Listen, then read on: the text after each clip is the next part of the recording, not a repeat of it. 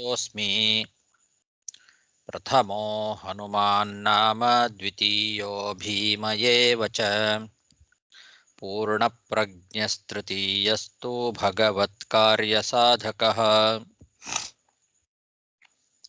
बुद्धिर्बलं यशोधैर्यं निर्भयत्वम् अरोगता अजाड्यं वाक्पटुत्वं च हनूमत्स्मरणाद् भवेत्। पृथ्वीमण्डलमध्यस्थाः पूर्णबोधमतानुगाः वैष्णवा विष्णुहृदयाः तन्नमस्ये गुरुन्मम जन्माद्यस्य यतोऽन्वयादितरतश्चार्थेष्वभिज्ञस्वराट् तेने ब्रह्महृदाय आदिकवये मुह्यन्ति यं सूरयः तेजो वारिमृदां यथा विनिमयो यत्र त्रिसर्गो मृषा धाम्ना स्वेन सदा निरस्तकुहकं सत्यं परं धीमहि सृष्टिस्थित्यप्येहा नियतिदृशितमो बन्धमोक्षाश्च यस्मात् अस्य श्रीब्रह्मरुद्रप्रभृतिसुरनरद्वीषशत्रुत्मकस्य विष्णोर्व्यस्ताः समस्ताः सकलगुणनिधिः सर्वदोषव्यपेतः पूर्णानन्दो व्ययो यो गुरुरपि परमः चिन्तयेतं महान्तं यं प्रव्रजन्तमनुपेतमपेतकृत्यं द्वैपायनो विरहकातर आजुहाव पुत्रेति तन्मयतया तरवोऽपि नेदुः तं सर्वभूतहृदयं मुनिमानतोऽस्मि। श्रीगुरुभ्यो नमः। हरिः ओम्।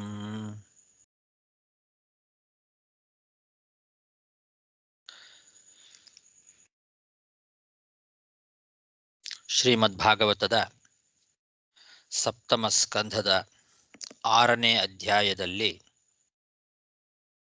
26ನೇ ಶ್ಲೋಕ.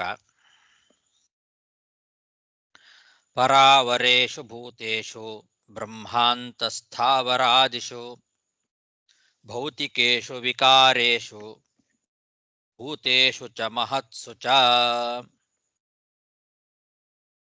ಪ್ರಹ್ಲಾದ ದೈತ್ಯ ಬಾಲಕರಿಗೆ ಉಪದೇಶವನ್ನ ಮುಂದುವರಿಸ್ತಾ ಹೇಳ್ತಾನೆ, ಭಗವಂತನನ್ನ ಸಂತೋಷಗೊಳಿಸೋದು ಬಹಳ ಕಷ್ಟ ಏನಿಲ್ಲ. ಯಾಕೆ ಅಂದರೆ ಅವನು ಎಲ್ಲ ಕಡೆಯಲ್ಲಿ ವ್ಯಾಪಿಸಿಕೊಂಡಿದ್ದಾನೆ. ಎಲ್ಲರ ಹೃದಯದ ಒಳಗೂ ಎಲ್ಲರ ದೇಹದ ಒಳಗೂ ಬಿಂಬನಾಗಿ ಸಿದ್ಧನಾಗಿದ್ದಾನೆ ಅಂತ. ನಹ್ಯಚ್ಯುತಂ ಪ್ರೀಣಯತೋ ಬಹ್ವಾಯಾಸೋ ಆತ್ಮತ್ವಾತ್ ಸರ್ವಭೂತಾನಾಂ ಸಿದ್ಧತ್ವಾದಿಹ ಸರ್ವತಃ ಅಂತ ಹಿಂದಿನ ಶ್ಲೋಕದಲ್ಲಿ ಹೇಳಿದ. ಅದನ್ನೇ ಹೇಳ್ತಾ ಮುಂದುವರಿಸ್ತಾ, ಪರಾವರೇಷು ಭೂತೇಷು, ಎಲ್ಲೆಲ್ಲಿದ್ದಾನೆ? ದೊಡ್ಡ ವಸ್ತುಗಳಿಂದ ಆರಂಭ ಮಾಡಿ ಸಣ್ಣ ವಸ್ತುಗಳವರೆಗೆ, ದೊಡ್ಡ ದೊಡ್ಡ ಪ್ರಾಣಿಗಳಿಂದ ಆರಂಭ ಮಾಡಿ ಸಣ್ಣ ಸಣ್ಣ ಪ್ರಾಣಿಗಳವರೆಗೆ, ಅದು ಪ್ರಾಣಿಗಳಾಗಿರಲಿ ಗಿಡ ಮರಗಳಾಗಿರಲಿ, ಎಲ್ಲ ಜೀವಿಗಳಿಂದ ಆರಂಭ ಮಾಡಿ ಚತುರ್ಮುಖ ಬ್ರಹ್ಮದೇವರವರೆಗೂ ಕೂಡ ಎಲ್ಲ ಕಡೆ ಅವನೇ ಇದ್ದಾನೆ. ಬ್ರಹ್ಮಾಂತ ಸ್ಥಾವರಾದಿಶು,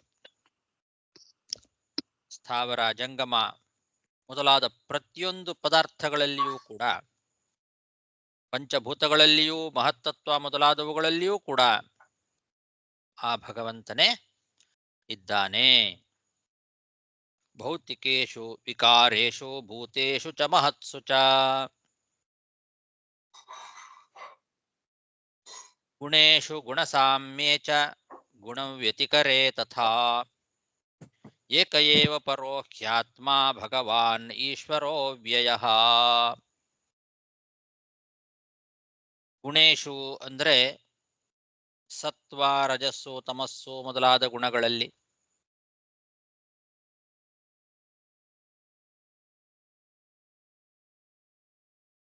ಎಲ್ಲ ಪದಾರ್ಥಗಳು ಕೂಡ ನಾಶವಾದಂತಹ ಪ್ರಳಯ ಕಾಲದಲ್ಲಿಯೂ ಕೂಡ ಅಥವಾ ಸೃಷ್ಟಿಯ ಅವಸ್ಥೆಯಲ್ಲಿ ಇರುವಾಗಲೂ ಕೂಡ ಅವನು ಏಕರೂಪನಾಗಿ ಯಾವಾಗಲೂ ಇರ್ತಾನೆ. ಆ ಭಗವಂತ ಎಲ್ಲಾ ಗುಣಗಳು ನಾಶವಾದಾಗಲೂ ಇರ್ತಾನೆ, ಆ ಎಲ್ಲಾ ಗುಣಗಳು ಇರುವಾಗಲೂ ಇರ್ತಾನೆ.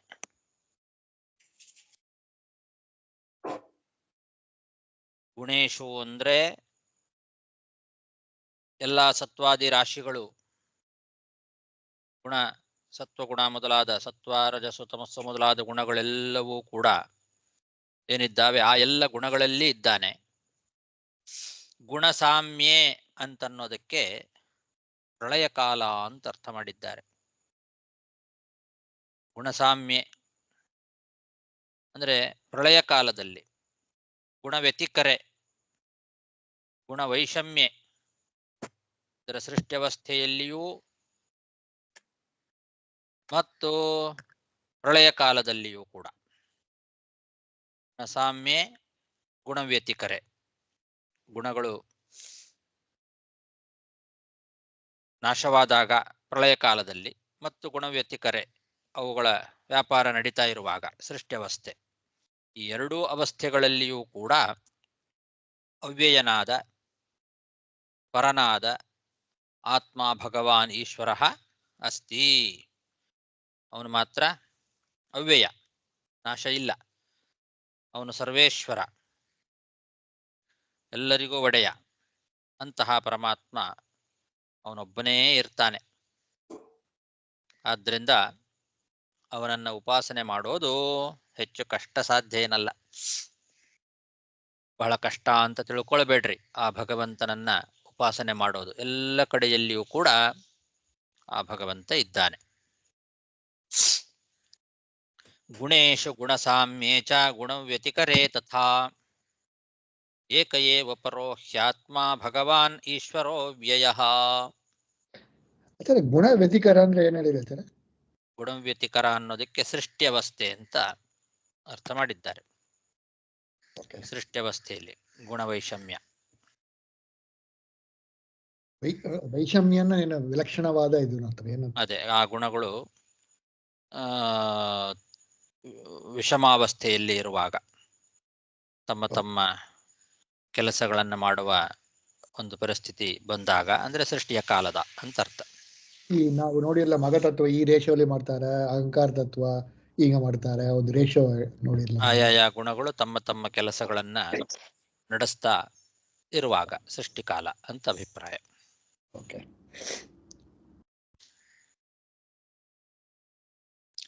ಪ್ರತ್ಯಗಾತ್ಮಸ್ವರೂಪೇಣ ಕಾಲರೂಪೇಣ ಚ ಸ್ವಯಂ ವ್ಯಾಪ್ಯ ವ್ಯಾಪಕ ನಿರ್ದೇಶ್ಯೋ ಹ್ಯನಿರ್ದೇಶ್ಯೋ ವಿಕಲ್ಪಿತಃ.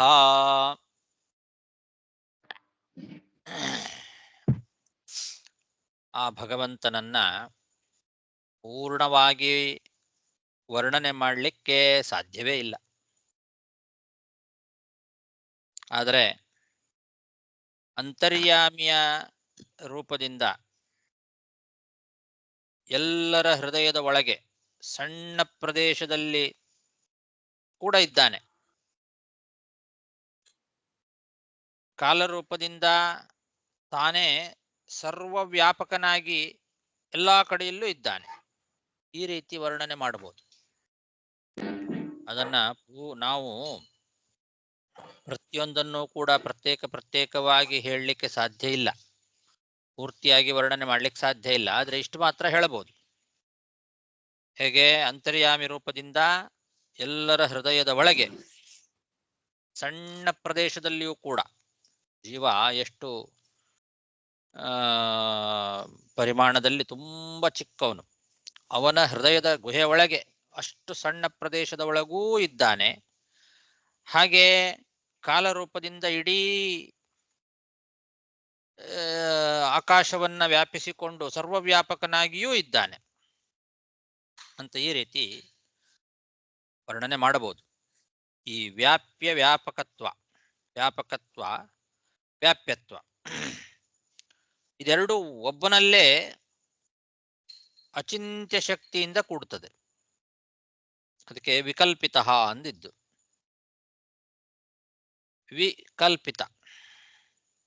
ವಿಕಲ್ಪಿತ ಅಂತಂದ್ರೆ ವಿಚಿತ್ರವಾದ ಶಕ್ತಿ ಇದೆ ಅವನಲ್ಲಿ, ಅಚಿಂತ್ಯವಾದ ಶಕ್ತಿ.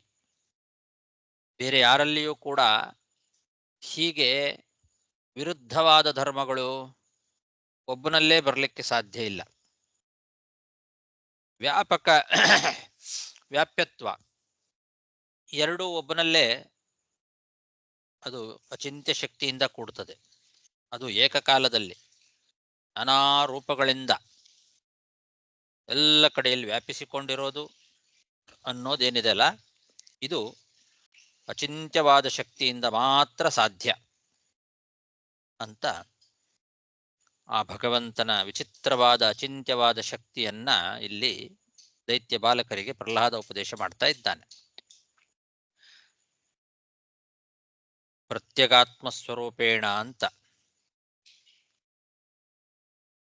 ಇಲ್ಲಿ ಬೇರೆ ವ್ಯಾಖ್ಯಾನಕಾರರು ಈ ಶ್ಲೋಕಕ್ಕೆ ಬೇರೆ ರೀತಿ ವ್ಯಾಖ್ಯಾನ ಮಾಡಿದ್ದಾರೆ. ಅವರು ಪಾಠನೂ ಸ್ವಲ್ಪ ವ್ಯತ್ಯಾಸ ಇಟ್ಟುಕೊಂಡಿದ್ದಾರೆ. ಶ್ರೀಧರಿಯ ವ್ಯಾಖ್ಯಾನದಲ್ಲಿ ಈ ಶ್ಲೋಕ ಹೇಗಿದೆ ಅಂದ್ರೆ, ಪ್ರತ್ಯಗಾತ್ಮ ಸ್ವರೂಪೇಣ ದೃಶ್ಯರೂಪೇಣ ಚ ಸ್ವಯಂ ಅಂತ ಪಾಠ ಇಟ್ಟುಕೊಂಡಿದ್ದಾರೆ. ಕಾಲರೂಪೇಣ ಅಂತಿರೋದಲ್ಲಿ, ಆದರೆ ದೃಶ್ಯರೂಪೇಣ ಅಂತ ಅದನ್ನ ವ್ಯತ್ಯಾಸ ಮಾಡಿ ಇಟ್ಕೊಂಡಿದ್ದಾರೆ. ಅದು ಅಪಪಾಠ. ಅದು ಒಬ್ಬನೇ ಪರಬ್ರಹ್ಮ ಜೀವರೂಪದಿಂದ ವ್ಯಾಪಕನಾಗಿದ್ದಾನೆ, ದೃಶ್ಯ ರೂಪದಿಂದ ವ್ಯಾಪ್ಯನಾಗಿದ್ದಾನೆ ಅಂತ ಹೀಗೆ ವ್ಯಾಖ್ಯಾನ ಮಾಡ್ತಾರೆ ಅವರು. ದೃಶ್ಯ ರೂಪ ಅಂದ್ರೆ ದೇಹಾದಿ ರೂಪಗಳಿಂದ ವ್ಯಾಪ್ಯನಾಗಿದ್ದಾನೆ, ಅವನೇ ಪರಬ್ರಹ್ಮ ಜೀವರೂಪದಿಂದ ವ್ಯಾಪಕನಾಗಿದ್ದಾನೆ ಅಂತ ಹೀಗೆ ಅವರು ವ್ಯಾಖ್ಯಾನ ಮಾಡಿದ್ದಾರೆ.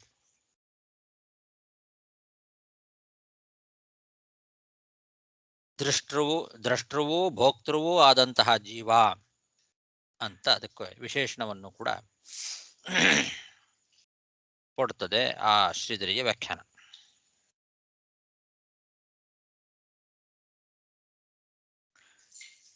ಅಣು ಆಗಿರುವಂತಹ ಅಂತಃಕರಣದಿಂದ ಅವಚ್ಛಿನ್ನವಾದ ಬ್ರಹ್ಮವೇ ಭೋಕ್ತೃ ಜೀವ.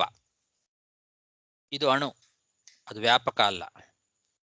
ಅಣುವಾದ ಜೀವರೂಪದಿಂದ ಬ್ರಹ್ಮ ವ್ಯಾಪಕ ಅಂತ ಅನ್ಸೋದು ಹೇಗೆ? ದೃಶ್ಯ ಅಂದ್ರೆ ದೇಹಾದಿಗಳಂತೆ ಕಾಲ, ಆಕಾಶ ಮುಂತಾದವುಗಳು ಕೂಡ ಆಗ್ತದೆ. ಅವು ಕಣ್ಣಿಗೆ ಕಾಣದೇ ಇದ್ರೂ ಕೂಡ ಅದು ಮಿಥ್ಯಾ ಆಗಿದ್ದು ದೃಶ್ಯವೇ ಆಗಿದೆ ಅಂತ ದ್ವೈತಿಗಳು ಹೇಳ್ತಾರೆ. ಅದರಿಂದ ದೃಶ್ಯ ರೂಪೇಣ ಅಂತನ್ನೋ ಈ ಭಾಗವತದಲ್ಲಿ ಅವರಿಟ್ಟುಕೊಂಡ ವ್ಯಾಖ್ಯಾನದ ಪ್ರಕಾರ ಆ ಮಾತಿನಿಗೆ ದೃಶ್ಯವಾದ ದೇಹಾದಿ ಪದಾರ್ಥ ರೂಪದಿಂದ ಆತ್ಮವ್ಯಾಪ್ಯ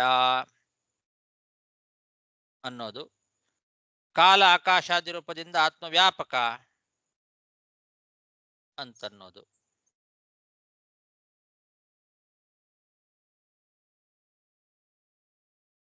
ಇದು ಹೇಗೆ ಅಂತ ಒಂದು ಪ್ರಶ್ನೆ ಬರ್ತದೆ. ಆತ್ಮನಿಗೆ ಜೀವರೂಪ ಅಂತ ಒಂದು ರೂಪವನ್ನ ಒಪ್ಪಿದ್ರು ಜಡ ರೂಪವನ್ನ ಒಪ್ಪಲಿಕ್ಕೆ ಸಾಧ್ಯ ಇಲ್ಲ. ಬ್ರಹ್ಮನಿಗೆ ಜೀವದ ಅಭೇದವನ್ನ ಸ್ವರೂಪ ವಿವಕ್ಷೆಯಿಂದ ಹೇಳಬಹುದು, ಆದರೆ ಜಡದ ಅಭೇದವನ್ನ ಅದ್ವೈತಿಗಳು ಕೂಡ ಹೇಳೋದಿಲ್ಲ. ಜಡಕ್ಕೆ ವಾಸ್ತವ ಸ್ವರೂಪ ಇಲ್ಲ, ಜೀವನಿಗೆ ಶುದ್ಧ ಸ್ವರೂಪ ಹೊಂದಿದೆ. ಅದರಿಂದಲೇ ಸರ್ವಂ ಖಲ್ವಿದಂ ಬ್ರಹ್ಮ ಅಂದ್ರೆ ಜಡ ಎಲ್ಲವೂ ಬ್ರಹ್ಮ ಅಂತ ಹಂಗಲ್ಲ. ಜಡ ಪದಾರ್ಥಗಳೆಲ್ಲ ಅವರ ಸಿದ್ಧಾಂತದಲ್ಲಿ ಭ್ರಾಂತಿ. ಅದು ಒಂದು ಸ್ವರೂಪವುಳ್ಳಂತಹ ಒಂದು ಪದಾರ್ಥ ಅಲ್ಲ ಅದು. ಹಾಗಾಗಿ ಜಡವಾದ ದೇಹಾದಿ ರೂಪದಿಂದ ಬ್ರಹ್ಮ ವ್ಯಾಪ್ಯ ಆಗಿದೆ ಅಂತ ಈ ರೀತಿ ವ್ಯಾಖ್ಯಾನ ಮಾಡೋದು ಸರಿಯಲ್ಲ. ಅವರ ಸಿದ್ಧಾಂತಕ್ಕೆ ವಿರುದ್ಧವಾಗಿರ್ತಕ್ಕಂತಹ ವ್ಯಾಖ್ಯಾನ ಅದು.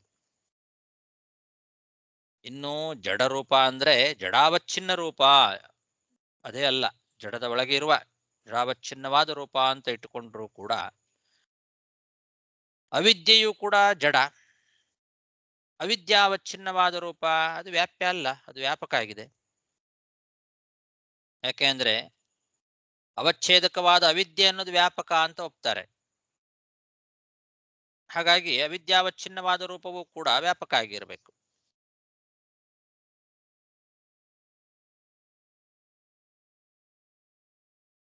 ಹಾಗಾಗಿ ಈ ರೀತಿ ಅವರು ವ್ಯಾಖ್ಯಾನ ಮಾಡಿದ್ದು ಸರಿಯಲ್ಲ.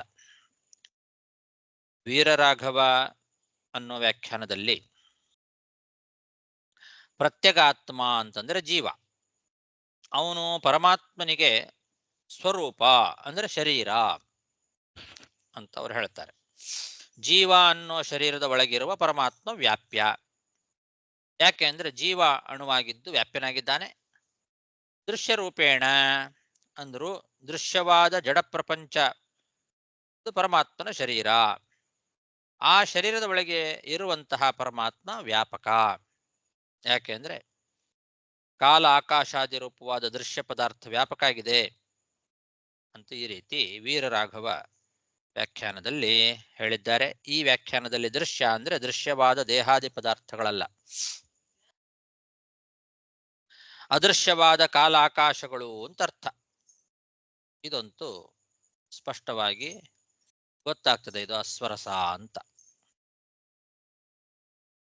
ಇದಕ್ಕಿಂತ ಕಾಲರೂಪೇಣ ಅಂತನ್ನೋ ಪ್ರಾಚೀನವಾದ ಪಾಠ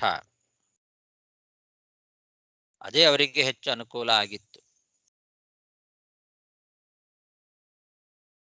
ಕಾಲಶರೀರನಾಗಿ ಪರಮಾತ್ಮ ವ್ಯಾಪಕನಾಗಿದ್ದಾನೆ ಅಂತ ಸ್ವರಸವಾಗಿ ವ್ಯಾಖ್ಯಾನ ಮಾಡಬಹುದಾಗಿತ್ತು. ಅದನ್ನು ಬಿಟ್ಟು ಕಾಲರೂಪೇಣ ಅನ್ನೋ ಒಂದು ಪಾಠವನ್ನು ತೆಗೆದುಹಾಕಿ ದೃಶ್ಯ ರೂಪೇಣ ಅಂತ ಪಾಠ ಮಾಡಿಕೊಂಡು ಅದಕ್ಕೆ ವಿರುದ್ಧವಾಗಿ ವ್ಯಾಖ್ಯಾನ ಮಾಡಿದ್ದಾರೆ. ಇನ್ನು ಗಿರಿಧರಿಯ ವ್ಯಾಖ್ಯಾನದಲ್ಲಿ ಪ್ರತ್ಯಗಾತ್ಮ ಸ್ವರೂಪೇಣ ದೃಶ್ಯ ರೂಪೇಣ ಅನ್ನೋದನ್ನ ಕೊನೆಗಿರೋ ವಿಕಲ್ಪಿತ ಅಂತನ್ನೋ ವಾಕ್ಯ ಏನಿದೆ ಅದರ ಜೊತೆಗೆ ಅನ್ವಯ ಮಾಡಿಕೊಂಡು ವ್ಯಾಪ್ಯ ವ್ಯಾಪಕ ನಿರ್ದೇಶ ಅನ್ನೋದಕ್ಕೆ ದೇಹಾದಿ ರೂಪೇಣ ವ್ಯಾಪ್ಯ, ಕಾಲ ಆಕಾಶಾದಿ ರೂಪೇಣ ವ್ಯಾಪಕ ಅಂತ ಹೀಗೆ ಬಹಳ ಕಷ್ಟಪಟ್ಟು ಅಧ್ಯಾಹಾರ ಮಾಡಿಕೊಂಡು ವ್ಯಾಖ್ಯಾನ ಮಾಡಿದ್ದಾರೆ. ಅವರು ಕೂಡ ಕಾಲರೂಪೇಣ ಅಂತನ್ನೋ ಒಂದು ಪಾಠ ಇಟ್ಕೊಂಡಿದ್ದಿದ್ರೆ ಇಷ್ಟು ಕಷ್ಟ ಆಗ್ತಿರ್ಲಿಲ್ಲ.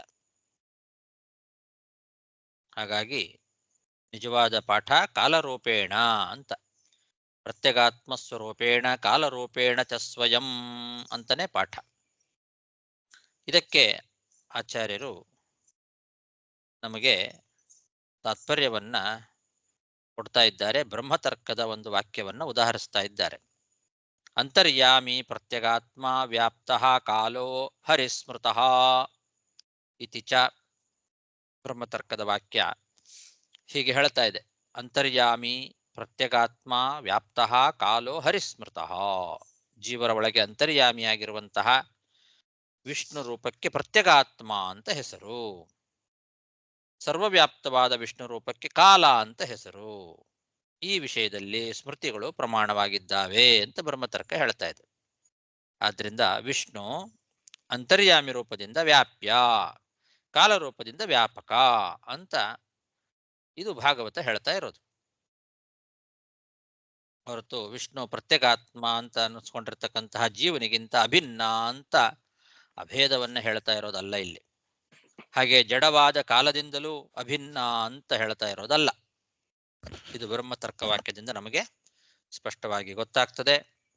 ಮಧ್ವಾಚಾರ್ಯರು ಈ ರೀತಿ ಬ್ರಹ್ಮತರ್ಕದ ವಾಕ್ಯವನ್ನು ಉದಾಹರಿಸಿ ವ್ಯಾಪ್ಯ ವ್ಯಾಪಕ ನಿರ್ದೇಶ್ಯೋ ಕ್ಷನಿರ್ದೇಶ್ಯೋ ಅವಿಕಲ್ಪಿತ ಅಂತನ್ನೋ ಈ ಶ್ಲೋಕದ ವ್ಯಾಖ್ಯಾನವನ್ನು ಮಾಡಿದ್ದಾರೆ. ಹಾಗಾಗಿ ಆ ಭಗವಂತ ಅಂತರ್ಯಾಮಿ ರೂಪದಿಂದ ಹೃದಯದ ಒಳಗೆ ಸಣ್ಣ ಪ್ರದೇಶದಲ್ಲೂ ಇದ್ದಾನೆ, ಕಾಲರೂಪದಿಂದ ಸರ್ವತ್ರ ವ್ಯಾಪಕನಾಗಿಯೂ ಇದ್ದಾನೆ ಅಂತ ಹೀಗೆ ಅವನನ್ನ ವರ್ಣನೆ ಮಾಡಬಹುದು.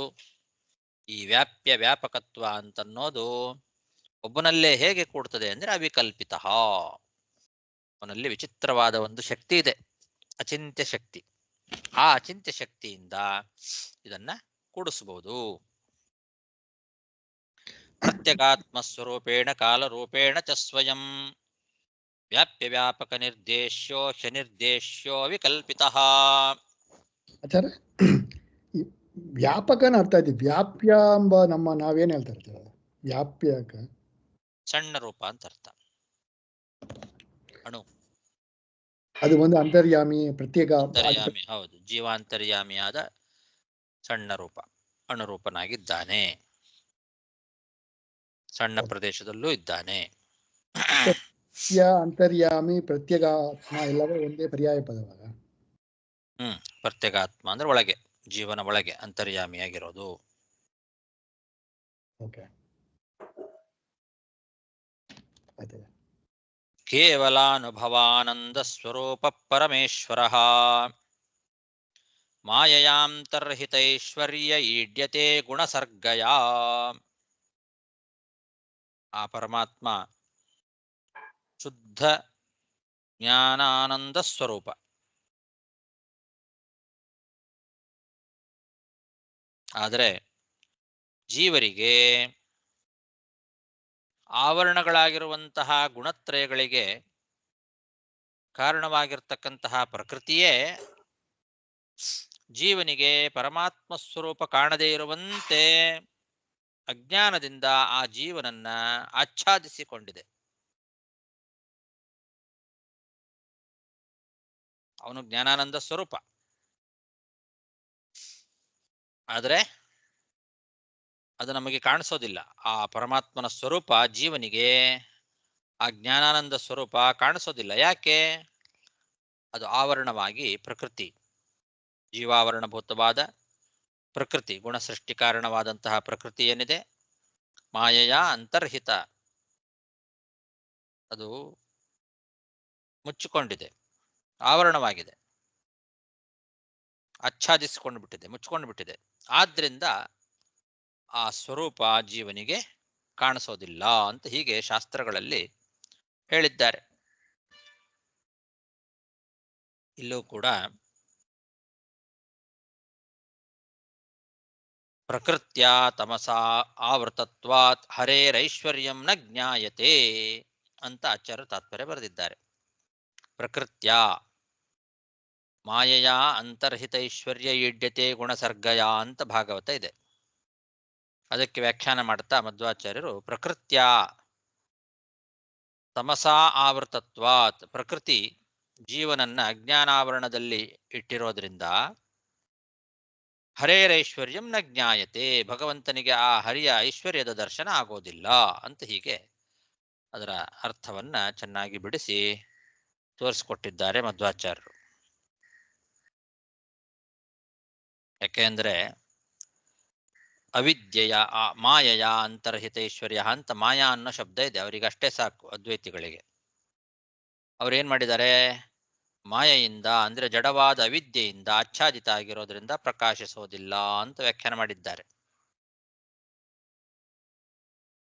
ಶ್ರೀಧರಿಯ ವ್ಯಾಖ್ಯಾನದಲ್ಲಿ ಹೀಗೆ ಹೇಳಿದ್ದಾರೆ. ಆದರೆ ಉಳಿದ ವ್ಯಾಖ್ಯಾನಗಳೇ ಅವರ ಆ ವ್ಯಾಖ್ಯಾನವನ್ನು ಒಪ್ಪೋದಿಲ್ಲ. ಅವರದೇ ಅದ್ವೈತಿಗಳದ್ದೇ ಬೇರೆ ಬೇರೆ ವ್ಯಾಖ್ಯಾನಗಳಲ್ಲಿ ಈ ರೀತಿ ಶ್ರೀಧರಿಯ ವ್ಯಾಖ್ಯಾನದಲ್ಲಿ ಹೇಳಿದ್ದನ್ನು ಅವರೇ ಒಪ್ಪೋದಿಲ್ಲ. ಪರಮಾತ್ಮನ ಈ ಐಶ್ವರ್ಯ ಸದಾ ಪ್ರಕಾಶಿಸ್ತಾನೇ ಇರ್ತದೆ. ಆದರೆ ಅವಿದ್ಯೆಯಿಂದ ಜೀವರ ಕಣ್ಣಿಗೆ ಅದು ಪಟ್ಟಿ ಕಟ್ಟದಂತೆ ಆಗಿರೋದ್ರಿಂದ ಆ ಪ್ರಕಾಶ ಕಾಣಿಸೋದಿಲ್ಲ. ಈಗ ಯಾವುದಾದ್ರೂ ಒಂದು ಪದಾರ್ಥವನ್ನ ಒಂದು ಬಟ್ಟೆ ಹಾಕಿಯೋ ಏನೋ ಇದರಿಂದ ಮುಚ್ಚಿಬಿಟ್ರೆ ಆ ಪದಾರ್ಥ ಕಾಣಿಸೋದಿಲ್ಲ, ಅಥವಾ ಕಣ್ಣು ಮುಚ್ಚಿಕೊಂಡ್ರೂ ಕೂಡ ಆ ಪದಾರ್ಥ ಕಾಣಿಸೋದಿಲ್ಲ. ಎದುರಿಗೆ ಇದ್ರು ನಾವು ಕಣ್ಣು ಮುಚ್ಚಿಕೊಂಡ್ರೆ ಕಾಣಿಸೋದಿಲ್ಲ. ಅವಿದ್ಯೆ ಅದು ಬ್ರಹ್ಮನಿಗೆ ಆವರಣ ಅಂತ ಹೇಳ್ತಾರೆ ಅದ್ವೈತಿಗಳು. ಆದರೆ ನಾವು ಜೀವನಿಗೆ ಆವರಣ ಅಂತ ಹೇಳ್ತೇವೆ.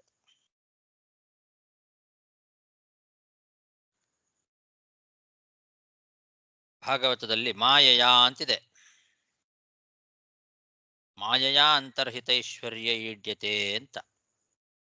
ಮಾಯೆಯಿಂದ ಆವೃತವಾದ ಐಶ್ವರ್ಯವುಳ್ಳವನು ಪರಮಾತ್ಮ ಅಂತ ಹೇಳಿದ್ದಾರೆ. ಐಶ್ವರ್ಯ ಆವೃತವಾಗಿದೆ ಅಂದ್ರೇನು? ಈಗ ಸೂರ್ಯ ಪ್ರಕಾಶಿಸ್ತಾ ಇರ್ತಾನೆ, ಅವನು ಪ್ರಕಾಶಿಸ್ತಾ ಇರುವಾಗಲೇನೆ ಮೋಡಗಳು ಆವರಣವಾಗಿ ಅಡ್ಡ ಬಂದುಬಿಟ್ರೆ ನಮಗೆ ಸೂರ್ಯ ದರ್ಶನ ಆಗೋದಿಲ್ಲ. ಸೂರ್ಯ ಅವನು ಪ್ರಕಾಶಿಸ್ತಾನೆ ಇರ್ತಾನೆ, ಆದರೂ ಆವರಣವಾಗಿ ಮೋಡಗಳು ಅಡ್ಡ ಬಂದ್ರೆ ನಮಗೆ ಸೂರ್ಯನ ದರ್ಶನ ಹೇಗಾಗೋದಿಲ್ವೋ ಆವಾಗ ಏನಾಗುತ್ತೆ? ಮೋಡಗಳಿಂದ ಸೂರ್ಯ ಆವೃತನಾಗ್ತಾನೆ ಅಂತ ವ್ಯವಹಾರ ಮಾಡ್ತೇವೆ. ಹಾಗೆ ಪರಮಾತ್ಮನ ಐಶ್ವರ್ಯ ಅದು ಯಾವಾಗಲೂ ಪ್ರಕಾಶಿಸ್ತಾನೇ ಇರ್ತದೆ. ಜೀವನನ್ನ ಪ್ರಕೃತಿ ಅಜ್ಞಾನದಿಂದ ಆವರಿಸೋದ್ರಿಂದ ಪರಮಾತ್ಮನ ದರ್ಶನ ಅವನಿಗೆ ಆಗೋದಿಲ್ಲ ಅಂತ ಇದು ಭಾಗವತದ ಅಭಿಪ್ರಾಯ.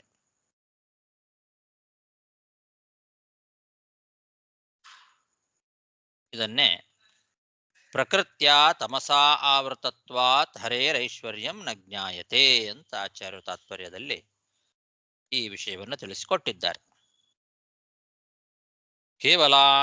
ಕೇವಲಾನುಭವಾನಂದ ಸ್ವರೂಪ ಪರಮೇಶ್ವರ ಮಾಯಯಾಂತರ್ಹಿತೈಶ್ವರ್ಯ ಈಡ್ಯತೆ ಅಥವಾ ಈಯತೆ ಅಂತ ಇನ್ನೊಂದು ಪಾಠ ಇದೆ. ಈಡ್ಯತೆ ಗುಣಸರ್ಗಯ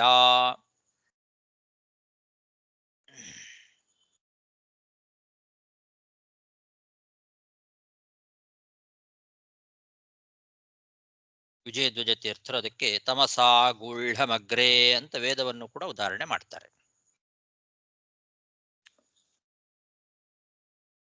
ತಸ್ಮಾತ್ ಸರ್ವೇಷು ಭೂತೇಷು ದಯಾಂ ಕುರುತ ಸೌಹೃದಂ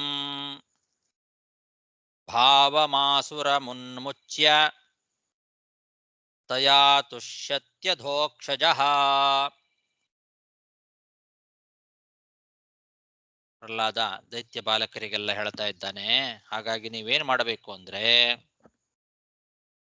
ಪರಮಾತ್ಮ ಎಲ್ಲಾ ಕಡೆಗೂ ಇದ್ದಾನೆ, ಎಲ್ಲವೂ ಅವನ ವಾಸಸ್ಥಾನಗಳೇ, ಅವನು ಇಲ್ಲದೆ ಇರುವ ಜಾಗವೇ ಇಲ್ಲ.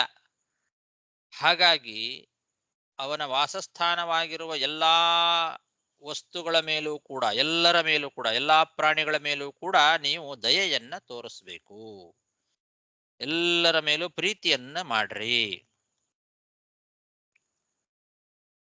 ಯಾರ ಮೇಲೂ ಕೂಡ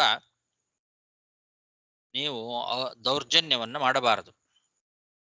ದಯಾಂ ಕುರುತ ಸರ್ವೇಷು ಭೂತೇಷು ದಯಾಂ ಕುರುತ, ಎಲ್ಲಾ ಪ್ರಾಣಿಗಳ ಮೇಲೂ ದಯೆಯನ್ನ ತೋರಿಸಿ, ನಿಮ್ಮ ಅಸುರಭಾವವನ್ನ ದ್ವೇಷವನ್ನ ಬಿಡ್ರಿ. ಆಸುರಂ ಭಾವಂ ಉನ್ಮುಚ್ಯ, ಆ ನಿಮ್ಮ ಅಸುರ ಸ್ವಭಾವವನ್ನ ಬಿಟ್ಟು ಎಲ್ಲಾ ಪ್ರಾಣಿಗಳ ಮೇಲೂ ಕೂಡ ದಯಾಂ ಕುರುತ, ದಯೆ ಮಾಡ್ರಿ, ಆ ಎಲ್ಲಾ ಪ್ರಾಣಿಗಳನ್ನು ಪ್ರೀತಿಸ್ರಿ. ಅದರಿಂದ ಅದರೆಲ್ಲರ ಅಂತರ್ಯಾಮಿಯಾದ ಭಗವಂತ ಸಂತುಷ್ಟನಾಗ್ತಾನೆ. ದಯಾ ತುಷ್ಯತಿ ಅಧೋಕ್ಷಜ, ಆ ಅಧೋಕ್ಷಜ ನೀವು ಮಾಡುವ ಎಲ್ಲಾ ಪ್ರಾಣಿಗಳ ಮೇಲಿನ ಪ್ರೀತಿಯಿಂದ ಅವನು ಪ್ರೀತನಾಗ್ತಾನೆ. ಯಾಕೆ? ಎಲ್ಲರ ಒಳಗೂ ಅವನೇ ಇದ್ದಾನೆ.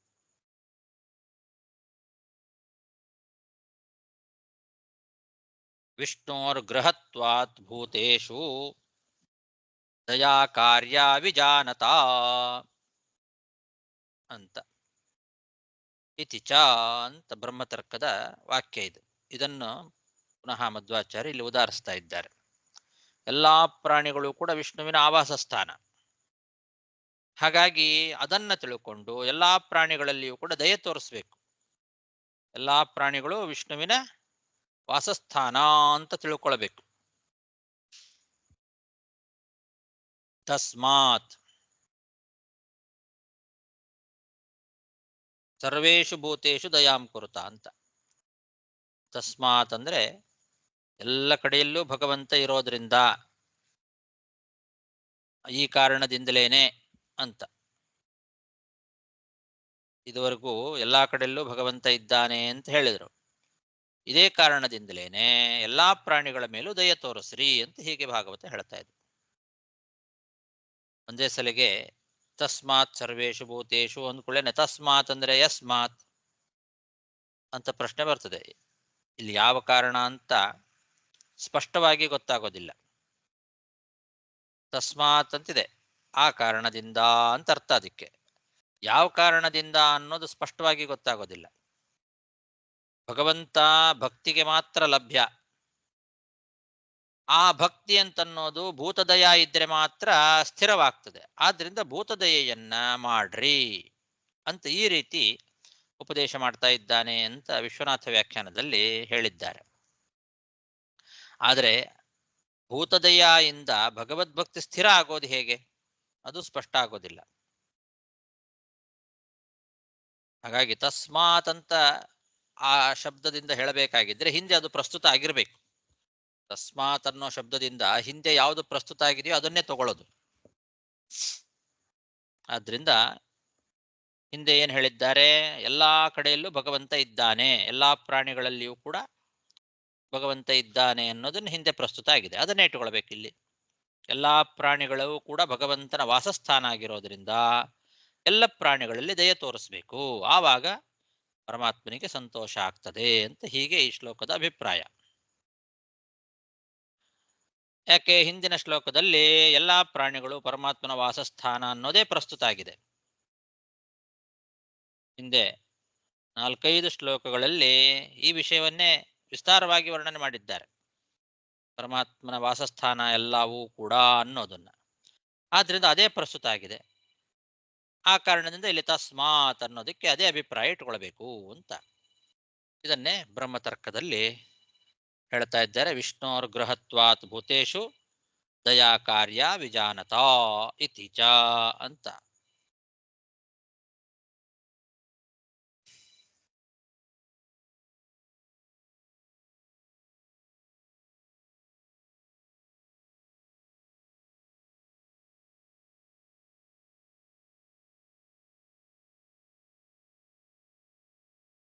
ತಸ್ಮಾತ್ ಸರ್ವೇಷು ಭೂತೇಷು ದಯಾಂ ಕುರುತ ಸೌಹೃದಂ ಭಾವಮಾಸುರಮುನ್ಮುಚ್ಯ ತಯಾ ತುಷ್ಯತ್ಯಧೋಕ್ಷಜಃ.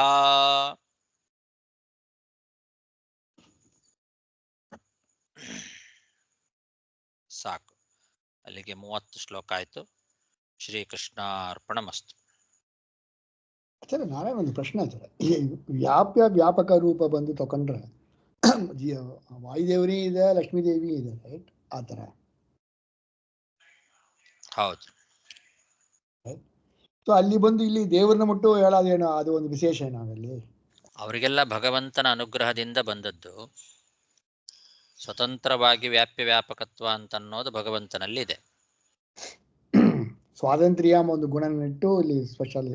ಹೌದು, ಅವರ ಅನುಗ್ರಹದಿಂದ ಇವರಿಗೂ ಕೂಡ ಅಂಥ ಒಂದು ಶಕ್ತಿಯನ್ನು ಭಗವಂತ ಕೊಟ್ಟಿದ್ದಾನೆ. ಓಕೆ.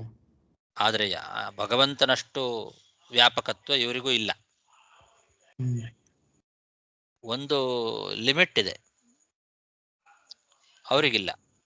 ಭಗವಂತನಿಗೆ ಆ ಮಿತಿ ಇಲ್ಲ. ಇವರಿಗೆಲ್ಲ ವ್ಯಾಪ್ಯವ್ಯಾಪಕತ್ವ ಅಂತ ಅನ್ನೋದಿದ್ರೂ ಕೂಡ ಅದಕ್ಕೊಂದು ಮಿತಿ ಇದೆ. ಹಾಗಂದ್ರೆ ಒಂದು ಎಂಡ್ ಇದೆ. ವ್ಯಾಪಕತ್ವ ಅಂತಂದ್ರೆ ಎಲ್ಲಾ ಕಡೆಯಲ್ಲೂ ಅಂತಂದಾಗ ಭಗವಂತನ ಏಕಾಂತ ಸ್ಥಳ ಅಂತ ಒಂದೇನಿದೆ ಅಲ್ಲ, ಅಲ್ಲಿ ಇವರಿಗೆ ಇದು ಇಲ್ಲ, ವ್ಯಾಪಕತ್ವ ಇಲ್ಲ. ಲಕ್ಷ್ಮೀ ದೇವಿ ಕೂಡ ಲಕ್ಷ್ಮೀ ದೇವಿಗಲ್ಲ, ನೀವು ಬ್ರಹ್ಮದೇವರಿಗೆ ವಾಯುದೇವರಿಗೆ ಹೇಳಿದ್ರಲ್ಲ, ಲಕ್ಷ್ಮೀ ಮತ್ತು ನಾರಾಯಣರಿಗೆ ಮಾತ್ರ ಪೂರ್ಣ ವ್ಯಾಪಕತ್ವ ಇರೋದು. ಲಕ್ಷ್ಮೀ ದೇವಿಗೆ ಮಾತ್ರ ಅದಿರೋದು. ಭಗವಂತನ ಏನದು ಅವಿಯೋಗಿನಿ ಅವಳು. ಹಾಗಾಗಿ ಸಕಲ ದೇಶ ಸಕಲ ಕಾಲಗಳಲ್ಲಿಯೂ ಕೂಡ ಭಗವಂತನ ಜೊತೆಯಲ್ಲೇ ಯಾವಾಗಲೂ ಇರುವಂತಹ ಒಂದು ಶಕ್ತಿ ಅದು ಲಕ್ಷ್ಮಿ. ಅದು ಬೇರೆ ಯಾರಿಗೂ ಬ್ರಹ್ಮವಾಯುಗಳಿಗೂ ಇಲ್ಲ. ಸಕಲ ಕಾಲಗಳಲ್ಲಿ ಸಕಲ ದೇಶಗಳಲ್ಲಿ ಅವಳು ಸಮನ ಅಂತ ಅವಳಿಗೆ ಹೆಸರು. ಸಮ, ದೇಶ ಕಾಲಗಳಿಂದ ಸಮ ಭಗವಂತನಿಗೆ. ಅದು ಬ್ರಹ್ಮವಾಯುಗಳಿಗೂ ಇಲ್ಲ.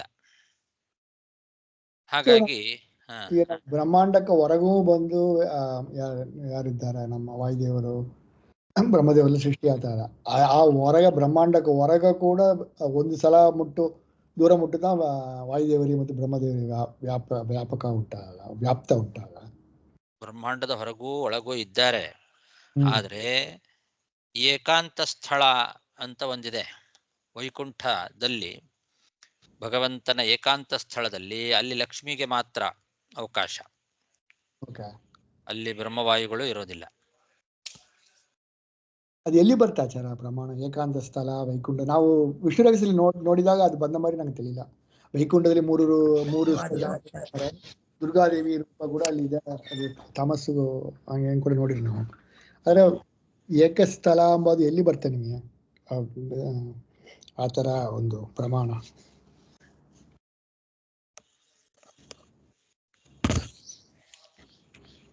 ನೋಡ, ಎಲ್ಲರೂ ಬಂದ್ರೆ ತಿಳಿಸಿ ಹೇಳ್ತೇನೆ. ಓಕೆ ಆಚಾರ್ಯ. ಆಮೇಲೆ ಒಂದು ಎಲ್ಲಾರ್ದು ದಯ ಮಾಡು, ಎಲ್ಲಾರೊಳಗೂ ಬಂದು ದೇವರಿದ್ದಾರೆ ಎಂಬ ಒಂದು ಮಾತು ಹ್ಮ್ ಏನು ತಗೊಬೇಕು? ಈ ಎಲ್ಲಾರಿಲ್ರಿ ನಾವ್ ಹೆಂಗ್ ದಯ ಮಾಡಕ್ முடியாது, ರೈಟ್? ದುಷ್ಟ ಇದ್ದಾನ ಅವ್ನ್ಗೆ ಹೋಗಿ ದಯ ಮಾಡ್ತಾ ಕೂತಿರಕ್ முடியாது. ಆಸುರ ಸ್ವಭಾವವನ್ನ ಬಿಟ್ಟು ಅಂತಿದೆ ಅಲ್ಲಿ. ಹ್ಮ್ ಆಸುರ ಸ್ವಭಾವವನ್ನ ಬಿಟ್ಟು ಎಲ್ಲರಲ್ಲೂ ದಯೆ ಮಾಡ್ರಿ ಅಂದ್ರೆ ಸಜ್ಜನರಲ್ಲಿ ಅಂತಾನೆ ಅಭಿಪ್ರಾಯ. ಆಸುರರು ಸಜ್ಜನರಲ್ಲಿಯೂ ಕೂಡ ಅವರು ದೌರ್ಜನ್ಯವನ್ನ ಮಾಡ್ತಕ್ಕಂಥವ್ರು. ಓಕೆ ಅದನ್ನ ಬಿಡಿ, ಅದನ್ನ ಬಿಟ್ಟು ಎಲ್ಲರಲ್ಲಿ ಮಾಡ್ರಿ ಅಂದ್ರೆ ಎಲ್ಲಾ ಸಜ್ಜನರ ಮೇಲೆ ದಯೆ ತೋರಿಸ್ರಿ, ಓಕೆ ಸಾಧು ಪ್ರಾಣಿಗಳ ಮೇಲೆ ಅಂತ ಅಭಿಪ್ರಾಯ. ಅದನ್ನೆಲ್ಲ ಬೇರೆ ಬೇರೆ ಪ್ರಮಾಣಗಳಿಂದ ಮತ್ತದನ್ನ ತಿದ್ದುಕೊಳ್ಬೇಕು. ಇದನ್ನು ಹೇಳುವಾಗ ಎಲ್ಲಾನು ಒಟ್ಟಿಗೆ ಹೇಳಲಿಕ್ಕೆ ಸಾಧ್ಯ ಇಲ್ಲ. ಸಮ್ಮುಗ್ಧವಾಗಿ ಹೇಳಿರ್ತಾರೆ, ಸಾಮಾನ್ಯವಾಗಿ ಹೇಳುವಾಗ ಎಲ್ಲರ ಮೇಲೆ ಪ್ರೀತಿ ಮಾಡ್ರಿ ಅಂತ ಹೇಳ್ತಾರೆ. ಓಕೆ ಆಯ್ತಾಚಾರ್ಯ.